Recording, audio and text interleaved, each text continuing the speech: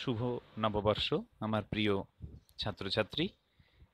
আমাদের আজকের topic autumn by John Clare, lesson 3।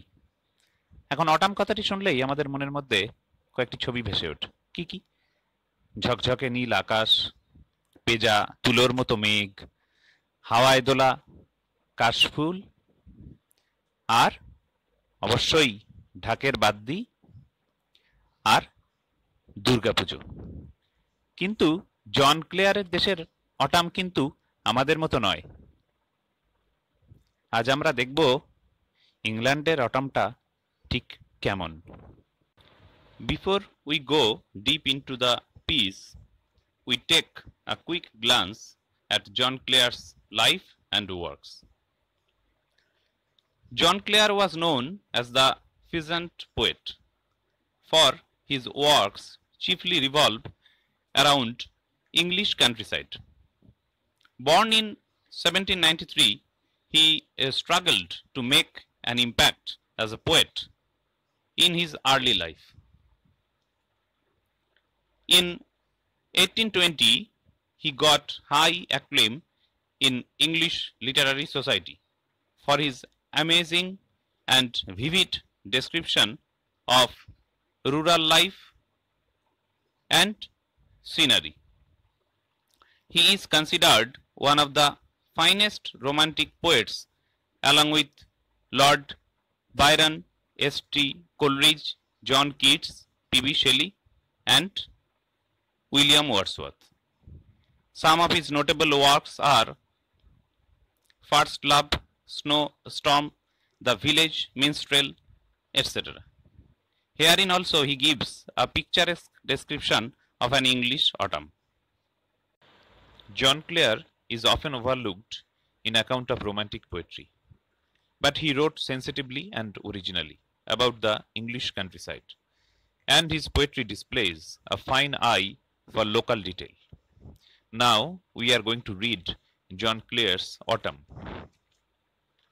I love the fitful gust that shakes the casement all the day, and from the mossy elm tree takes the faded leaves away, twirling them by the window pane with thousand others down the lane. This is the first stanza. Now we are going to have an analysis of the first stanza. The poet is sitting aside in his room by a big window and watching everything happening outside.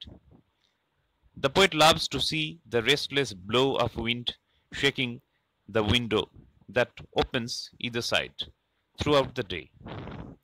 He enjoys the sight where the pale leaves taken away from the old elm tree covered with moss.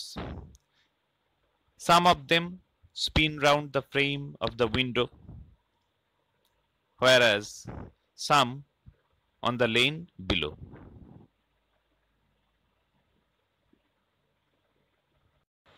I love to see the shaking twig dance till the shot of eve, the sparrow on the cottage rig, whose chirp would make believe that spring was just now flitting by in summer's lap with flowers to lie.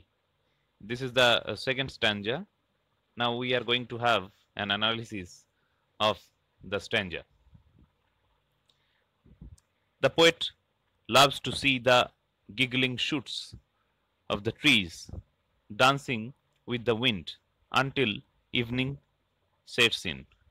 The chirping of the sparrow from the cottage roof gives a false notion that spring is just playing with the summer and finally rests in its lap with all her attributes.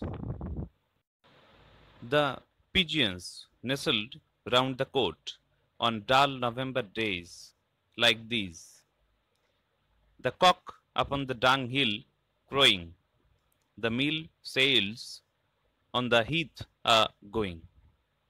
The feather from the raven's breast falls on the stubble lee.